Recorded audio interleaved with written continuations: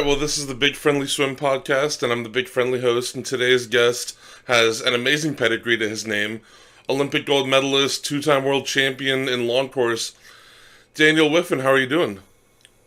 Yeah, I'm great. Yeah, I'm looking forward to talking to you. Looking forward to it as well. So, getting right into things, talk to me about swimming alongside your brother Nathan throughout various stages of your international career. What does it mean to share that journey with him? Yeah, I mean it's pretty cool. Obviously, I've got my like a training partner who never leaves, which is great. And I mean, obviously, we're brothers, so we can like critique each other a lot harder than a normal person would be able to.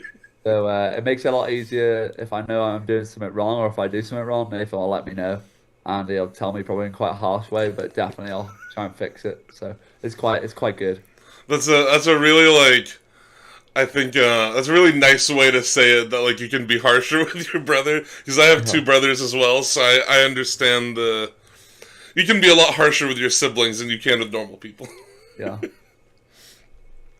So in 2023, you set your first world record in the 800 freestyle, and it was a mark that was previously held by Grant Hackett. That was set when you were about 1 month old. So growing up witnessing athletes like Hackett and Maluli and all of these amazing distance swimmers that have come about in the last 2 decades, what does it mean for you to have this full circle moment where you've bettered that mark and that mark belongs to you now? Yeah, I mean, obviously it's pretty cool to have a world record. That's like a dream. Well, that's my number one dream is to have a world record. But my number one dream would be long course world record. But we'll hopefully be there in the summer. But like in terms of like breaking out short course record, I was like, to be honest, I don't really think about short course world records at all. I'm more focused. I'm a long course swimmer. I feel like mindset. So I think I was swimming short course Irish champs in 2022. I went 7:25, so I was like 2 seconds off the world record. Then I was like, oh, okay, next year we'll get that one easily. So then when I think about short course records, I only think about it like basically like when I'm trying to hit a meet or something like that. It's not like a long term goal for me. But as you said, it was first set in 2001 and then got reset again in 2008. So by Grant Hackett, obviously, but both of them. But pretty cool guy to break his record. I didn't actually like. It's gonna sound weird, but I didn't really immerse myself into swimming when I was younger, so I had no idea who Grant Hackett was. I just looked at the swimmers who were swimming like at the time when I was swimming. So like my idol was like Mac Horton, who won the 4 in Rio. And so I think I only started learning about Grant Hackett when I started getting a bit older into distance swimming, just to learn about like the top 10 times ever and just trying to sneak myself into them and overtake each person at a time. So that, but obviously I know of Grant Hackett now because I broke his record. It's funny that you say that because I know I might look older, but we're actually only about 3 months apart in age. And Yeah. growing up, I didn't really follow swimming that much until about like 2016 with like Mac Horton and all of the swimmers around that era. But then once I started following the sport, I like sunk my teeth into it, and obviously later developed into a journalism career with it. But it was only then that I went back and looked at like Grant Hackett and Ian Thorpe and Kieran Perkins and all of these like legendary distance swimmers that came before. Yeah. So you've had a long time YouTube channel with your brother Nathan, and I think I like speaking for myself here. Like YouTube channels are an amazing creative outlet, and it's something that I've loved being able to do. How do you think having a creative outlet within your career as an athlete brings out enjoyment in your training and other aspects of your life? Yeah, I say that it's obviously great. I get to share what I do all the time. And when I was younger, we didn't really have like, and I had like Michelangelo and Calvin Justice, I think, were the only Yeah. two, and Cody Miller, obviously. But Cody Miller kind of makes cheesy content, so I don't think his content's really based on like this performance side. But I feel like for Michelangelo and Calvin Justice, who were showing like everyday training, like I remember watching theirs, and I always wanted to start one, and then I started one in 2020 maybe for COVID because I was living away from home because I had to train in Dublin because that was at the end of COVID when we had a pool available for swimming in Ireland, and my mum wanted me to basically like do it so I could show her what I was doing during the days. So I started then, and then I took a break at start of uni, obviously, because everything had changed when I moved to Loughborough. And then since then, I like just been trying to do it. I've taken a break at the moment because I have realized that like me filming my day every week, coming out every Sunday at 11 UK time, it's like very repetitive. So I'm trying to change it up now, and I've like tried to put a bit more. Like obviously, I win like enormous amounts of prize money from swimming like world records and winning the Olympics and stuff like that. And I like really want to invest back into my like self in the swimming and also my YouTube channel. So I'm filming a documentary at the moment that's going to be like 15 parts long. It'll probably come out in the next 2, 3 weeks. And I'm editing it, but I'm getting other people to film it, obviously, because I can't film it while I'm swimming. So I have like it's going to be like the lead up to World Championships where I like show from like 2 weeks ago through the altitude camp, through all the competitions on the lead up to the Worlds. Basically, it's going to be like trying to regain my two world titles I won in 2024. That's exciting. I mean, when like the first part drops, like let me know. I mean, I'm subscribed to you and your brother's channel, obviously as well. But I'll start linking them in the description of this interview video, like as it progresses. But that's Yeah, exciting. Like as a swim nerd, because like before I even started doing like YouTube videos, like in same around the same time in COVID, I was a obnoxious swim nerd. Is the most kind way I can put it to myself. yeah, So like that kind of content is something that like I absorb. Like I yeah. love watching any sort of videos highlighting the sport from any angle. Like it's so much fun. So that gets me excited that that's coming. Yeah. No, I've never really seen a swimmer do it. Yeah, I always see documentaries on swimmers, but never actually a swimmer filming it like themselves. And like I'm like it's 15 parts long. Like Yeah. it's gonna be doing a lot of different things that I do. So I'm really looking forward to it. And we cover a lot of different topics, which is quite cool. So I think we're like halfway through filming maybe now. So Swimming as a sport, I think, is sorely like underrepresented in media in general. I'm like when there's so many stories that like maybe I'm just overly biased because of how much I nerd out about the sport, but like there's so many stories that would lend themselves to like biopics and films and like why has no one ever tried to like make like a Michael Phelps movie or like just any of these like hundreds of options that are available. yeah, I know that there was like a show on Amazon Prime for the Australians. I can't remember what it was called, something water. I can't remember what it was. But yeah, that was pretty cool watching that. I did think Netflix were gonna be going into making a swimming documentary soon. I may have heard that, but I don't know if it's made any progression because I think I was like maybe I heard a bit in the background about it, I but mean I've not heard anything. there was the Netflix made a movie with Yusra Merdini about like her career as like a refugee Olympian. Like Yeah.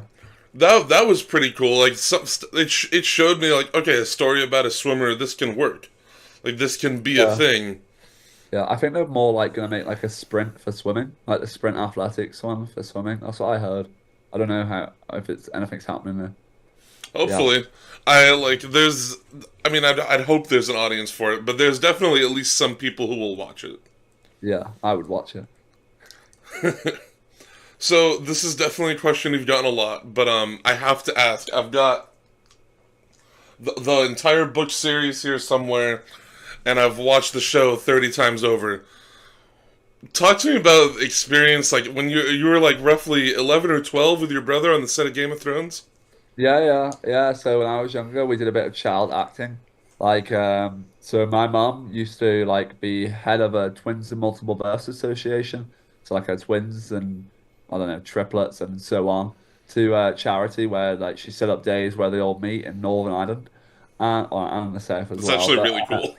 yeah, yeah. So like when they're younger, they use twins and like identical like, triplets as well for like to get double the amount of hours for children on set. So they always use the twins for like body double. So then like Yeah. if so because then you get double the hours. So they came to my mum asking if they had any twins for the Game of Thrones. And she said, yeah, yeah, we got loads, sent them on. And they liked me and Nathan, so we went for our audition, and then we got it. And then that was like started that. They did Game of Thrones. And my sister came with me actually to do the casting, and then they really liked her, so they put her in the same scene as well. So and then I did some other stuff as well for like British children's shows and stuff like that. But Game of Thrones is really cool. I met a lot of the famous actors because you're a child as well. When you're acting, you get to eat with the main actors. You don't have to eat with like the extras that normally would be. So I get to meet everybody, which is really cool. I like I remember learning about like this funny connection like last year during the Paris Olympics, and it's I mean I imagine there's a lot of other people as well, but it was struck very like close to my things that I'm a nerd about. Because like I Yeah. was in the midst of like watching like season 2 of House of the Dragon while the Paris Olympics were happening, and like it's just a I think it's just a funny story that just Yeah. should be highlighted when possible. Yeah.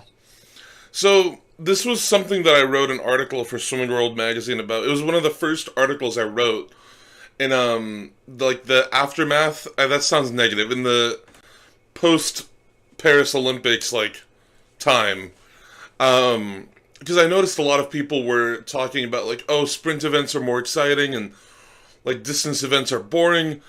In my opinion, we're in probably the greatest era of distance swimming ever right now.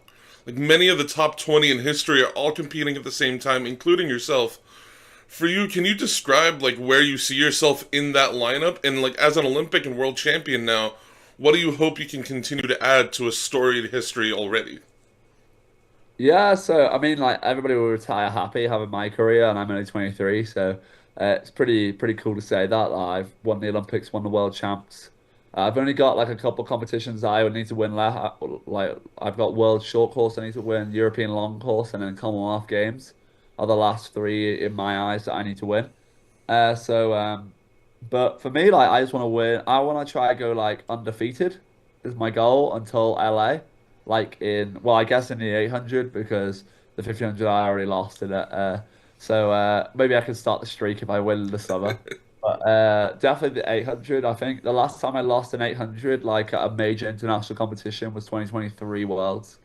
I'm like basically nearly 2 years undefeated in the 800 international like world championship, European championship level. And that I guess that's my goal, go undefeated, and then try hold as many world records as possible. I'm aiming for four 1500, 800 short course, long course. Everybody kind of gives me a lot of shit about trying to get the 800 long course one. They said it's never going to be broken, but I don't know. I think I'll break it. I've got a pretty good idea of how I do it as well, but we'll have to wait and see for that one. But I'm not saying they're going to be broken now. Obviously, I've got like what 3 and a bit years until I need to basically have them broken. So, got a lot of time to plan and a lot of different things that I'm going to be doing. But yeah, for the rest of my career, that's what I'm going to be going for is trying to hold four world records and then trying to win as many championship golds as possible along the way. I think like we are talking about like who's the best distance swimmer ever, and like it's so hard to like say them because a lot of people count the newer ones as like I would say Bobby Fink is probably right now the best ever. Mainly because he's won three Olympic golds, he's got his world championship gold. Yeah. He at a stage in his career before I guess when I started coming through, he was winning everything. And also like Hafanui when he was not banned from the sport. But like that is like so I think Bobby thinks the best. I'd obviously have to put uh Grant Hacker up there, Oh, like definitely. Reg. I would so I'd probably go like Bobby Fink, Grant Hackett. I would put Sung Yang third, and then but like that's a bit controversial, obviously. I mean, I But think pre his like controversies that he did, like in 2012, that was before he hadn't tested positive for anything. Then he hadn't done anything. Then that was no. like a negative to the sport. Like I think those achievements should still stand. Yeah, I think just purely on technique alone, he should be in Oh the yeah. top three. But yeah, and then I put Greg after that, and then I will probably I like maybe I'm a bit biased, but I put myself fifth. I don't Oh, know. I think you're definitely in that conversation of like one of the best in history. Like I don't think that can be discounted. Maybe I'm sixth. I probably put Stalnikov in front of me I was too. gonna say I want to throw in Vladimir Selnikov. Like I feel like first guy under 15 should be up there somewhere. Yeah, so I'll sit sixth. I think if I win, if I go undefeated in the 15 and win the LA Olympics in both, I reckon I'm the best. So, and that's what I would say. I think people would agree to. But It's a yeah, much harder conversation on the men's side, and then you go to the women's side, and it's like Katie Ledecky. case of the deck, especially right now. Oh my god. I was announcing at a like community college like state championship meet last week, Yeah, and it was between prelims and finals, and people were warming up, and I get a text on my phone, Katie Ledecky's under world record pace. So I like immediately panicked and opened like the USA Swimming app, and I'm watching the race, and I started live announcing the race to the people in the venue. It was like 200 people, like not very many. Um, but like everybody started going crazy. yeah. Like I when Leon Marchand was winning the swimming yeah and the other arena in Paris was watching it on the phone. yeah. Oh my god! I mean, the things that she's been able to do, like the places she's been able to take the sport, is it's too many hyperboles to put into words. Yeah, she's second best ever in my eyes. Michael Phelps and Katie Ledecky. Yeah. So I would go. To circle back to that point about the 800 freestyle, I love when people like. I love that there are people who are chasing that mark because I think you're right. It's been deemed untouchable. Like there's nothing that we can do, and I'm Yeah, like, Sun Yang's 1431 was thought to be untouchable for a while, and yeah, then here we are 10 years later, and there are like, I think at like German trials, like three guys went 1430 something. yeah, yeah, So yeah. I think it helps to vocally speak. I want to break this difficult record because then it gets more people thinking, oh, maybe I can do it too, and it starts elevating the rest of the sport. Yeah. Well, no, I was like, wait, I'm on training camera now over like some great distance swimmers. We got me, my brother, Henrik Christensen, and then Hector Pardo for the open water. And we were talking about like I said, I personally think my 800 freestyle world record would is like the second best distance record in like them all short course and long course because well, nobody's within 5 seconds of my world record short course, but then also because nobody really swims short course, so like then you have to take it with a pinch of salt. But the way I split it, I think like I went 341, 339. I feel Pretty like great splits. yeah, like I feel like no, maybe I don't know if anybody will get close, but there is Julian the Pool in December. I don't know if it's short course or long Oh, they're course. doing it again. Yeah, yeah. Well, Oh, fantastic. I don't know if I'm leaking it, but oh well. I think it's Europe versus Australia. Oh, okay, that's exciting. I'm so glad that meet is still like happening. Like I loved when it was happening in 2022, so I'm glad it's continuing to be brought back. Yeah, so that'll be good to see. But I don't know if it's short course or long course, but then I feel like that could maybe drop some Yeah. world records in that meet. But um, yeah, I don't know. We'll have to wait and see. I mean, doing it in December in between short course worlds is definitely a good place to position it where people can target that meet.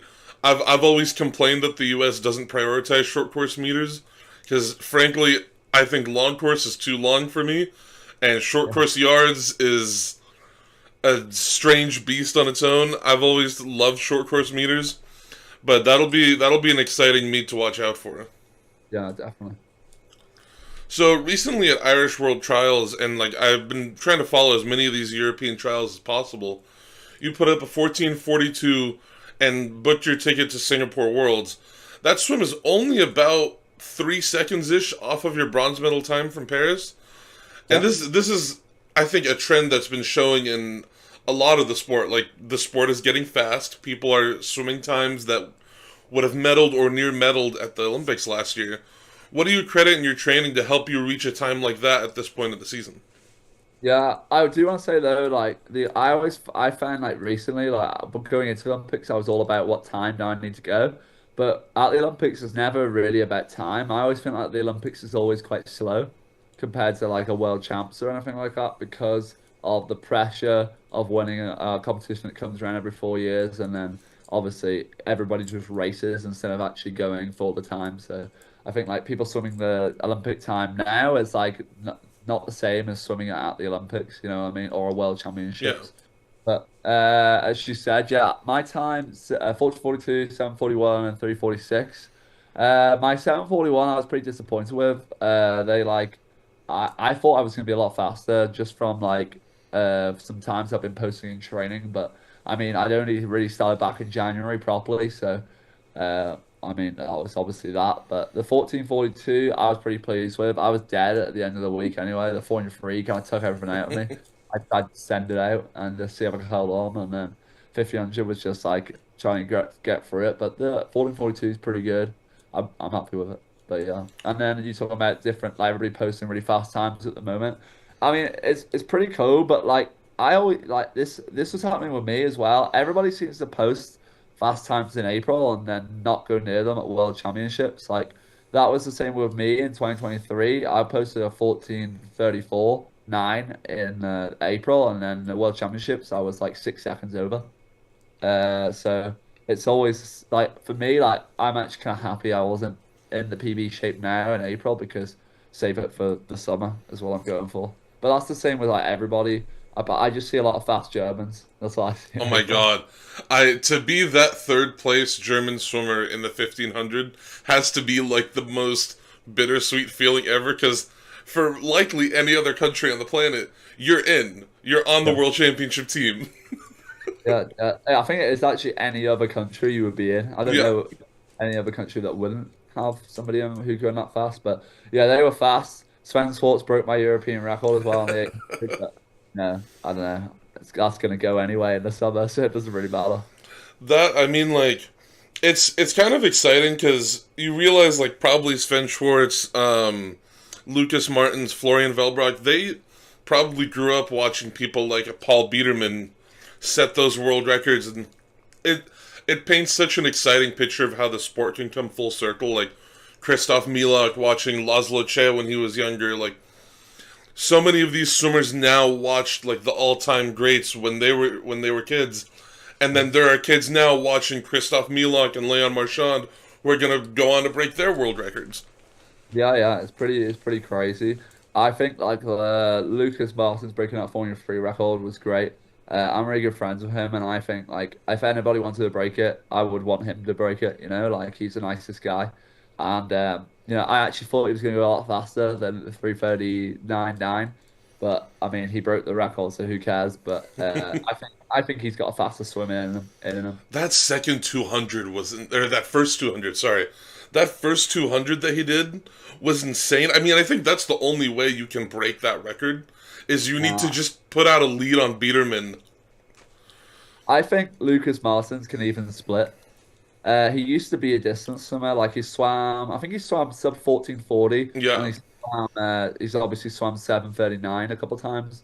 Like he can easily go out 1:48, come back on 1:49. Like I reckon he can. It's just I think it's just about getting the race in. But I always think if you're gonna swim a swim even split, you're never gonna do it at like an international championships because you've got like people who love to go out really fast. Like that's why I'm not a fan of the 403, but I am competing on it in the summer because I want to do it in LA. It's just about like I'm replacing the open water from Paris with the 403. That's my goal. But like I do think like there are like people go out way too fast and just die off when they should hold back a bit. Like going out 1:49 low should be enough to go 3:39 in my opinion. I mean, Yeah. I think now that that record has been beaten, like, I think it'll kind of have the same effect as, like, when Cesar Cielo's 100 freestyle record was broken, where this mark that was like, oh, everybody's gotten close, but nobody's beaten it. Now that it's been beaten, I think we see multiple swimmers go under it. Yeah, I think that I think it'll be 3:40 to win a medal, definitely in the Oh, yeah. win bronze, I think. And then in the 1500, I think it personally it might take around the 14:30 mark to get all three medals. I think that world record's gonna go again in the summer. That, the 1500 has been, and, like, people have called me crazy, but I've championed the 1500 as the most exciting race of the meet for the last, like, three international championships. Yeah.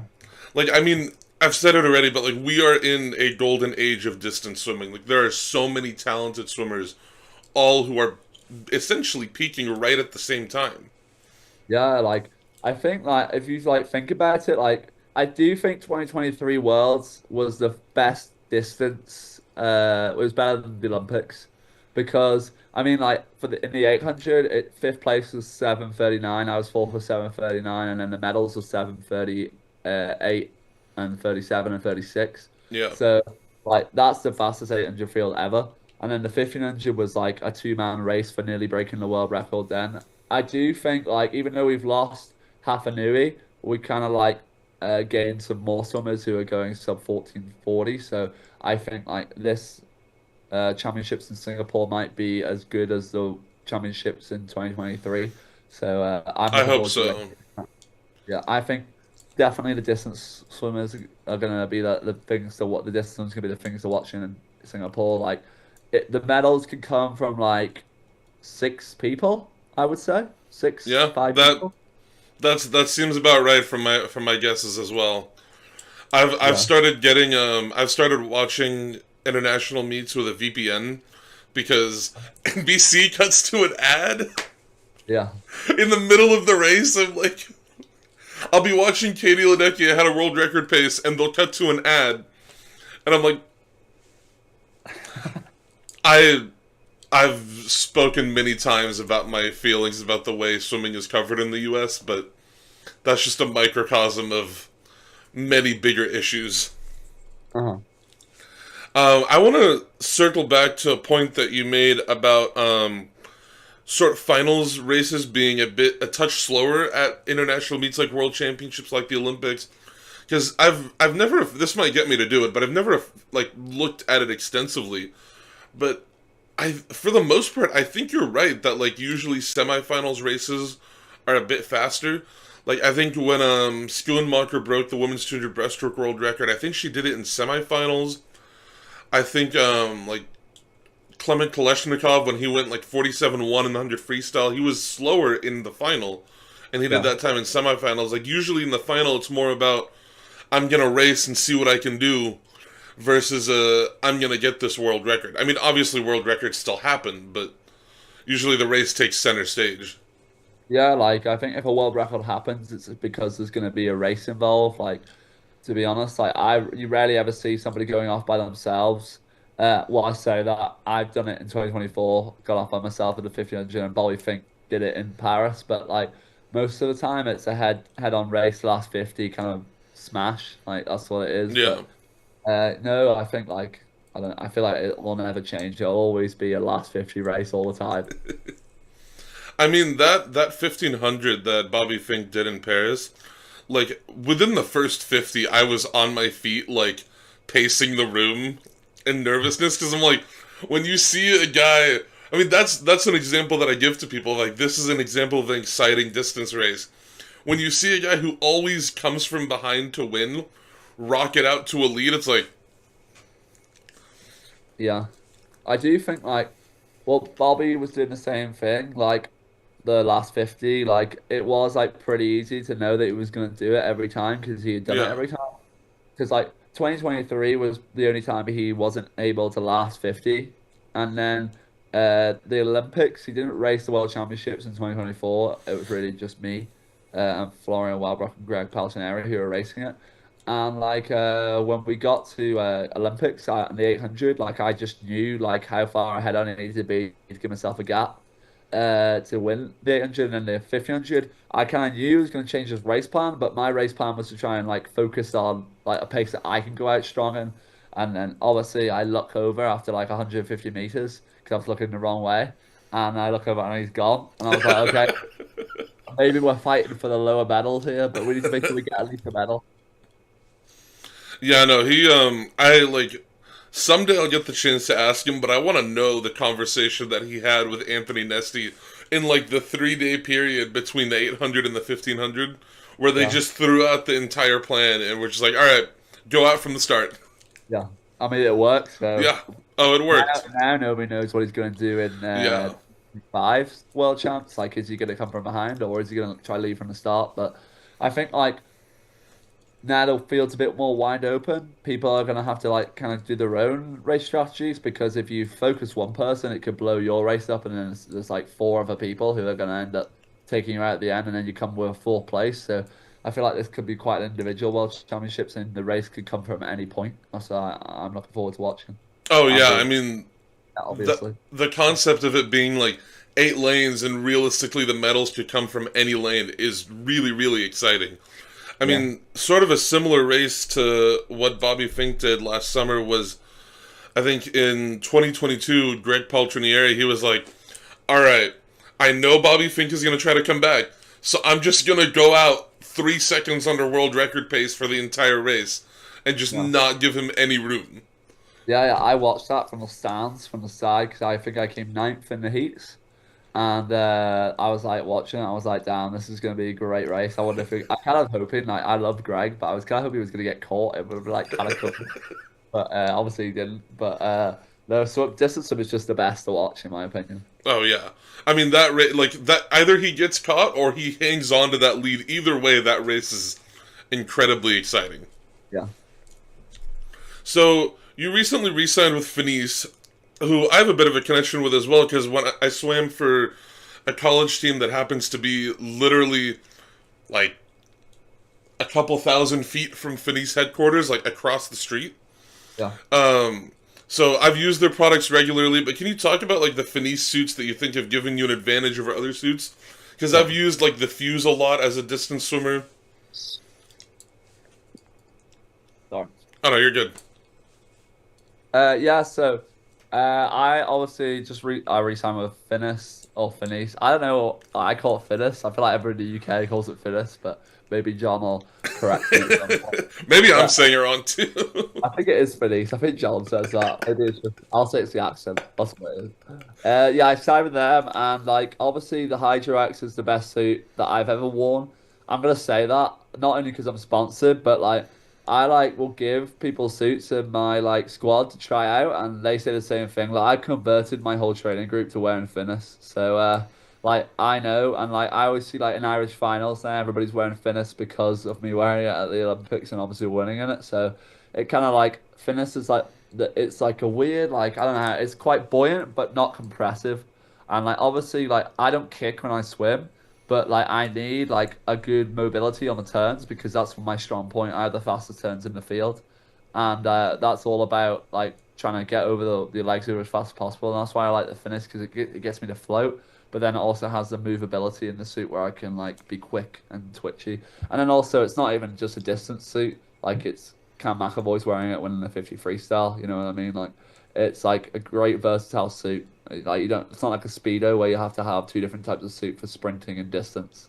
You know what I mean? It's one suit for everything. You know, so I swim. This is a quick background for community colleges in California. You get 2 years of eligibility. Um, I swam for 4 because of COVID. It's sort of artificially extending out that time.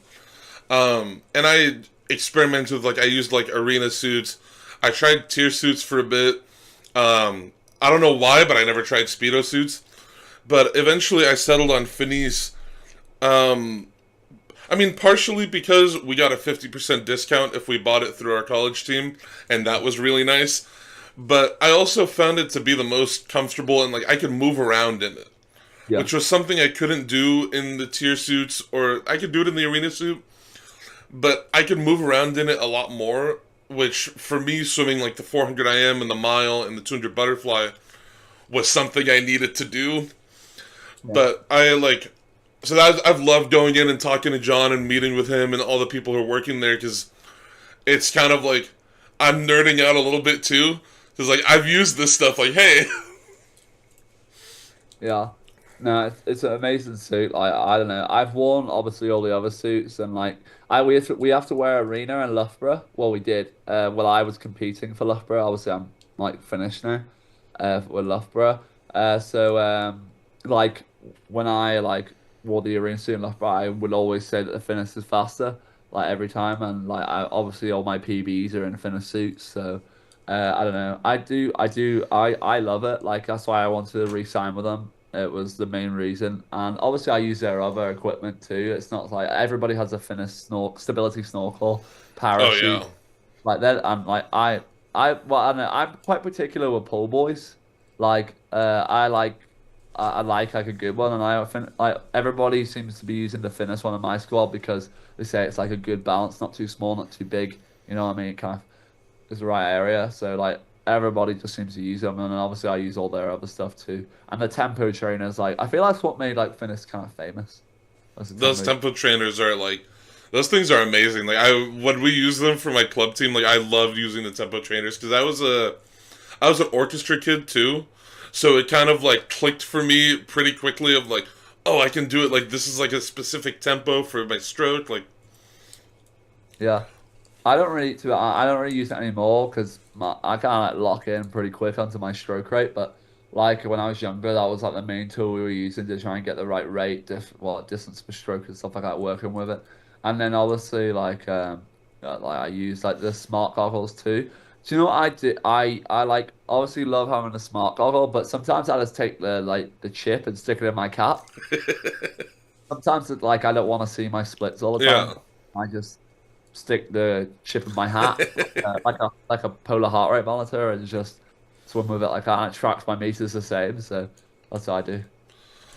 so, oh, actually, have you ever tried the? I don't know how if this is sold anymore. I don't know if people use it. I don't know if you've used it because like it's mainly for like breaststroke and butterfly. But have you ever used the one with like it can switch into being like a normal pull buoy, and then it has like the holes so you can like stick your ankles in it? Yes, I John game with them. I didn't use it because, well, I thought it was to try and bring your ankles to the surface. I mean, it probably works for that purpose too. Yeah, no, I don't really use that because, like, I barely ever like, I don't even, I don't kick when I swim, so like, me putting a pull buoy in's good enough. Like, a lot of people wear a band and stuff like that, but I've never used it really. See, my problem was I needed to be kicking and I wasn't kicking, so that's why I would use it. Um, but I used that one for a while, and I feel like this is 100% sounding like an ad read. I'm not getting paid for this. Um, I feel like their stuff is built to last. Like their snorkel, I've had the same snorkel from when I swam in my college team 5 years ago. Yeah. Like it feels Yeah, like their stuff lasts a while. yeah, definitely does. Like, I have a mono fin for Venice. Like, I bought it Oh, I still probably have mine somewhere in the garage. when I was 15. Mainly for my brother. He used to do 200 back when we were younger, so he used to want to get us in the waters better quicker. But I still have that to this day. So Yeah, um, their stuff lasts a while. yeah, So, recently your brother shared a commitment to the Cal Bears in the fall, and I got to talk with David Marsh very briefly at the Tier Pro meet in Sacramento a few years ago, a few weeks ago. um, so are we seeing you alongside him in Berkeley this fall? um, what day is Which, it? if you're not able to answer that, it's okay. Like, don't feel. When does this podcast come out? It can come out at a specific date if that works better for you. If you're waiting for an announcement to come out. Like I won't. I'll be able to say some stuff in June. Okay, no So worries. it'll come out in June. But like, No worries. I don't want to put you on the spot at all. Like no worries at all. If we happen to see you there, I might see you sometime in the fall because I live only about 40 minutes from the Cal Berkeley campus. yeah. So yeah, that's I'll probably see you there. yeah, that'd be exciting. I'd love to shake your hand and say hi. Yeah, well, I was there in January. I did a visit with my brother, so that was pretty cool. I got to see everything there. Obviously, my one of the main factors for me and well, the main reason why me and Nathan are going to Cal is because my best friend trains there, so Lucas Henbo, and like I did my He's whole been on the podcast as well, actually. yeah, I did my like Olympic prep with him, and like I think like so my main training partner for my whole life has been Felix Olbeck from when I was like not that good to winning the Olympics. I've been training with him the whole time. He's now like well, he's gonna be my coach at some competitions coming up, so that'll be quite cool. I think he's my coach at the Men Ostrom series, and then he's gonna do my pre-camp for World Champs as well, because so. I wanted to include him because I feel like he's done so much for me. I was like, I want you to be my coach for a bit. So that'll be fun. But like, when Felix kind of like left Loughborough for the last Buildings Olympics. Lucas joined us the last year, so I really depending on Lucas to make sure keeping me on check, keeping me fast. And like Lucas is like one of the only people in my life that can actually like push me and like maybe beat me on a couple reps, like in training. So it's quite nice to have somebody that has a similar goal of winning the Olympics, and who also trains very fast because it's not fun being a distance swimmer if you're training by yourself. So you need a big group, and I mean that's one of the reasons why Nathan's moving to California, and I'm undecided, but we are. That's because we're moving to a group that has these swimmers because Loughborough has technically no swimmers left anymore. I remember in like January this year, like I think it was okay. I think it was January 31st. Whenever they had that meet against Stanford, and it was like raining out, and I was like the only person in the stands because everybody was hiding underneath the tent, and I got to photograph Lucas Henvo. He went 14:29 in the 1650, and I'm like, I'd already interviewed him. I'd already talked to him. Like, great guy. Yeah. Like, obviously, you can speak to his quality as a person much better than me, but I think we both agree, great guy. Yeah. Um, but that was just like one of the biggest examples of like a positive work ethic coming through, because I don't think people realize California is probably the coldest state in the U.S. where we swim outdoors. Yeah, I mean, I was swimming because obviously we couldn't train with the team because we're Yeah, on a move. We had to get up 2 hours early and everybody to do our session, me and my brother, and it was like, well, I don't know what it is in Fahrenheit, but it was like 5 degrees in the morning when we were training there. But I kind of that's like it. Like cold. I'm used to the cold, so Yeah. like I thought it was like kind of tropical. When I was there. But no, I don't know. Their pools there are sick. I love training outdoors, especially because I'm not a backstroker, so it's quite good. But no, Lucas is a great guy. I was at the dual meet. I watched the dual meet against USC, I think, where they had the men and the women racing together. Oh, That I, was I missed that day. I would have been there.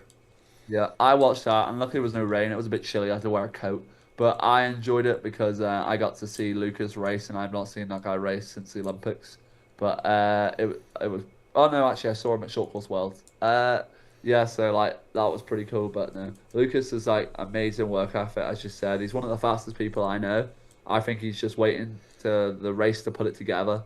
Because like the day Lucas puts together a 400 free, like he trains, he's winning it by a mile, in my opinion. I the talent of like European swimmers in distance events is something that I've always wished the US would focus on distance events more to match that. Like I feel Yeah. like maybe it's the way NBC covers the sport, or maybe it's the way like people train athletes, but and I'm really sorry, Brett Hawk, I don't care about the sprint revolution. Who I does? think I think like sprinting is great. I love sprinters. Like there's so many fantastic stories in sprinting. Like we already talked about like Cam McAvoy, Yeah. amazing athlete. But I've always wished the US focused on distance events as much as European countries did, because realistically, besides Bobby Fink, we don't have anybody on the men's side who will challenge for a medal. Yeah, so like this whole sprint revolution thing though, like people talking about Cam McAvoy doing. I talk to Cam like every week. Like we're really good friends, and like I played Call of Duty, like with him. That's Yeah, what he does all the time. And like people don't know, but Cam McAvoy was a 5K swimmer before he was a 50 freestyler. yeah. He's done all these meters before, so like people saying this sprint revolution thing, you have to have a big bank of training before you can start doing these sprint specific Oh, yeah. workouts. Like, and also like I'm a big fan of them adding the 50s into like the LA Olympics, but like the only thing like, and you'll talk to a lot of the 50 freestyle. I talked to Ben Pred said this as well, like, and it's about like the it's not really about the people swimming the 50s. It's about the younger generation that are just going to train for 50s, who aren't going to make that bank of doing the meters, and they're just going to be doing the 1 to 3K per week instead of actually doing the right training and then specializing later on when they're older. Because if you start specializing when you're 14, 15 years old for a 50 freestyler, no, you're probably going to burn out by the time you're 17, 18. You know what I mean? That's why that it's important to get a big bank of training. And I do think Cal McAvoy is quite a good advocate about doing the training and then specializing. Oh, I mean, he was. I mean, I might be wrong, but I'm pretty sure he's swam individually in the 200 freestyle at World Championships before. Like he's trained longer events before now coming down to just specialize in the 50. Yeah, and then you were saying about how the US only has like one distance swimmer. Like I, when I was over in Cal, I was talking to Dave Marsh, and Dave Marsh is like one of the most knowledgeable people that you'll ever talk to. Oh yeah. I like one of the main reason I think the US is like lacking in distance events is because they don't train together. Like they're all over the place. Like what when I if I moved to the US, I would be happy for them to. I think they should do a big training camp where they could do like everybody comes to. If I'm at Cal, everybody comes to Cal or go to Florida to train together for like a week or something like that. Like I would love to train with Bobby Fink. I try to train with all the distance freestylers that I know. Like we got Henrik Christensen, world medalist from the 2019 world champs in the 1500. Like it's gonna like if like the European swimmers all train together. Like that's the thing. That's why Germany's so fast at the moment. They all train together. Like I try to train with Greg a lot of the time. We haven't made it happen yet because Greg's pool keeps breaking, so he's always somewhere else other than Italy. So I can't really join his camps because I'm somewhere else too a lot of the time. I did invite him to my altitude camp, but he had his Italian trial, so he couldn't come. But that's what the big factor in Europe is that everybody wants to train together. And like in America, if they did that, I feel like the distance swimming would take off a lot more. And like maybe if I move there, maybe we could try and make a training camp. I would be happy, but we'll have to see. Honestly, I think you make a fantastic point that people don't really think about that much. I know I haven't really thought about it until you just brought it up. Like there aren't really like besides in the lead up to like international meets, there aren't really any big training camps. I mean, like you see North Carolina State has a really good women's backstroke contingent, but that's because like Catherine Burkhoff, Ryan White, Leah Shackley, like they have a bunch of people on the national team there. Like Florida's got a lot of good swimmers, but I think it's not a bad idea. I think it's a really good idea to bring together like the U.S. national team like once a year and just like and invite international athletes and talent and just do like a week-long training camp. Well, like you can do in Britain, they do stroke specific. Like I've been invited to the British distance camps before. Obviously, because I train in Loughborough where they were being held, and they're not gonna like not invite me, are they? But that's what I mean. Like if USA Swimming were like, we should do a camp like I don't know, like December, like in November, and then do another one in like March, like and put the I don't know the top 10 best distance swimmers from the US, and then if there's any international swimmers who are like top 16 level, they should invite them too, and just have They like could one sell of the tickets. yeah People would show up. for the workouts. People would just show up just to see me versus Bobby Fink in a 3100. Yeah, I but mean, no, sorry, go ahead. like it should happen. I mean, a lot of these college teams, like specifically here in the Bay Area, like I've tried to take advantage of it. There's 6 or 7 different college programs within about an hour and a half's drive. A lot of these teams, actually all of them, I've never had any of them say no to like, hey, can I come out and watch a practice or watch a meet and cover your team and highlight this corner of Bay Area swimming? Like a lot of these teams will let you come out and watch a practice for free. Yeah. Just to share the sport and share the knowledge. I hope the US does something like that. I think that's something USA Swimming would benefit from a lot. I mean, now Greg Meehan's been hired as like the national team director. So hopefully with a coach in the pilot seat, like something like that can take shape. Yeah, yeah. I'll definitely, if I was like living, I would definitely try and make it happen. Like when we have like open practices, like the coaches come and ask my coach Andy if they want to like come watch. Like we had a lot of coaches uh, come to my sets during on the lead up to Olympics, come and watch. And like, well, I know a lot of coaches were blown away with the stuff I was doing because they'd never seen it before in the UK. But like I would love to. I mean, I think it's a great idea doing open workouts for people to come and watch. I think like it like it'll just inspire like a new generation of swimmers who want to keep pushing it, and then they'll get an idea of what they need to do in training as well, which is good. Like I always find that's about my YouTube channels that I'm showing it to try and help people to understand what it takes to become an Olympic champion. Like it's hard work, you know. You can't just turn up on a day and decide that you want to swim and then become an Olympic champion the next day. You know, it takes a long period. Like it took me, I'd say, like a full 4 year block of just training to actually be able to put myself into contention for winning the gold.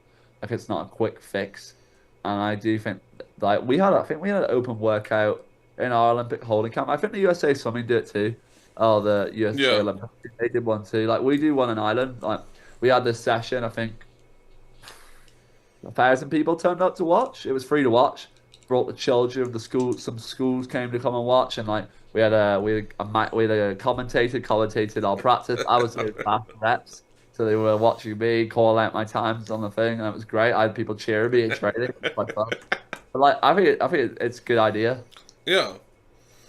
I mean, I think swimming as a sport is kind of unique in this way. Like, I know people talk about like, oh, we need more rivalry and more like, aggressive rivalries, and it's something that I've always disagreed with because I kind of love the nature of like, okay, we're rivals in the pool, and then we get out of the pool and we go have dinner together.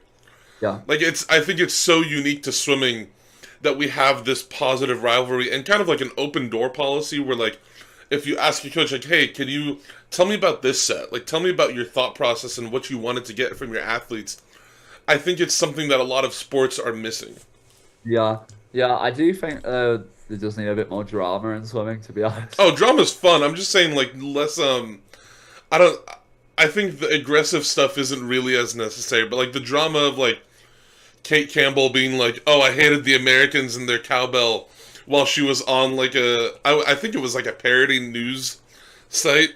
I think that stuff is fun because it gets people riled up. No, I enjoy it, but I would like to see like more background and like but the thing about distance swimming is like nobody really like I feel like the lower distance down people actually hate each other to be honest, like a lot of competitors, but everybody respects each other in the distance call rooms, you know, like there's no shoving or anything, everybody's chill. So like I think it's like a bit because everybody knows that we've all done the same training to get to the same point. Like that's why I feel like distance swimming's a lot more like it's a lot more respectful when you're at the top level. But like, I do want to see more drama. I would like to see like face to face and stuff like that. Be quite cool. I miss the days of like I'm not sure if you've seen this at all, but when Gary Hall Jr. swam, and he would always do like weird like weird things when he came out of the pool. Like at like the 2008 Olympic trials, he came out with a cape for the 50 freestyle final. That's I think it said like the Godfather of the sport. Like random stuff like that. Or like when Zach Harding would swim in the U.S. He would come out in like a Batman outfit. Yeah, He'd have like a mask and a cape. yeah. Like I do think I did watch some of Gary Hall stuff, but like because I took some inspiration from myself as well from his celebrations and stuff like that. But yeah, I do think I don't know. I feel like I'm probably the most like enthusiastic person walking out on the pool like side. I love to do walkouts and whatever. I'm cool. I like to do celebrations. Like it's not just about like winning. Sometimes you have to choreograph these. Yeah. Like there's a big process behind them, especially my Olympic ones and my world champ ones. Like I had to think long and hard about what I was gonna do. So no, it's pretty cool. But I enjoy that side of the sport.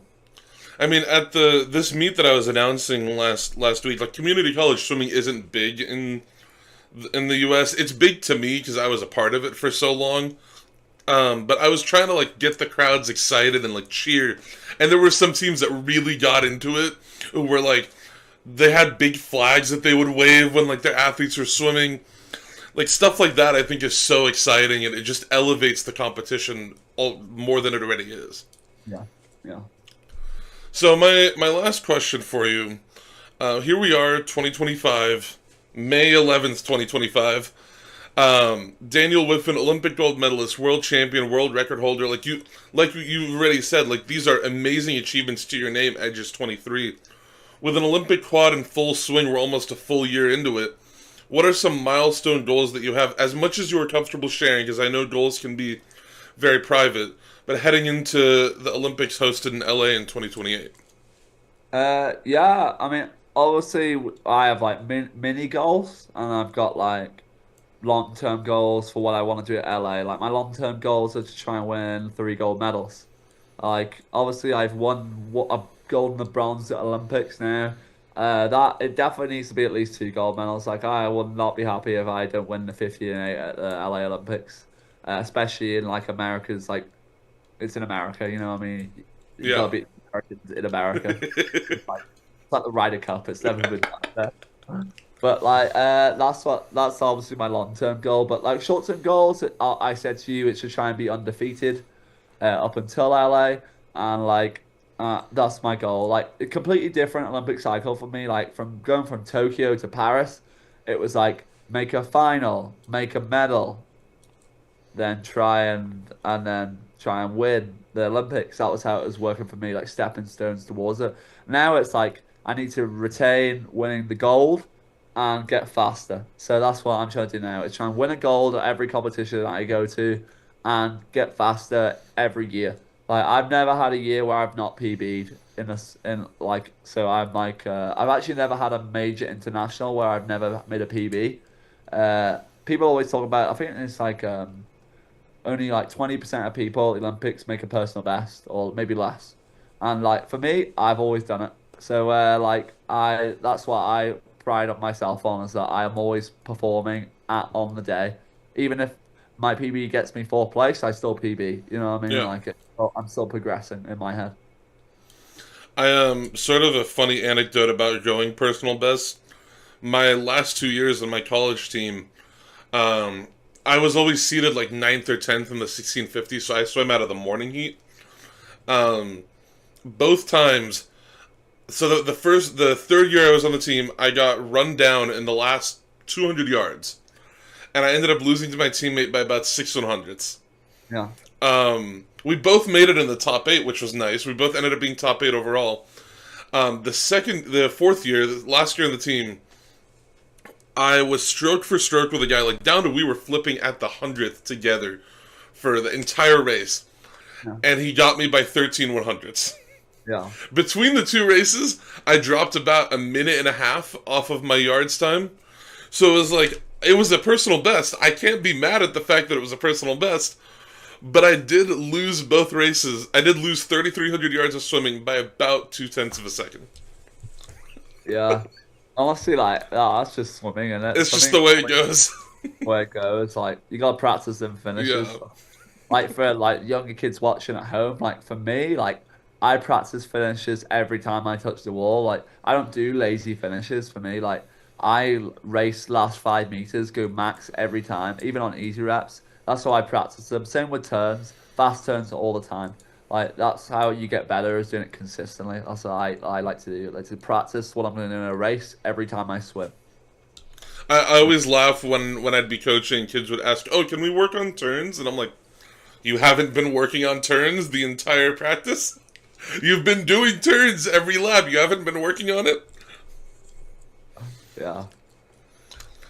All right, well, Daniel, thank you so much for sitting down to talk with me. If you have any sponsorships or any links that you want promoted, feel free to send them my way, and I'll put them in the description of this video. But thank you so much for sitting down and talking with me. This was wonderful. No problem. Thank you very much for listening. Yeah, thanks for being here. I hope you have a great rest of your time in Arizona. Thank you.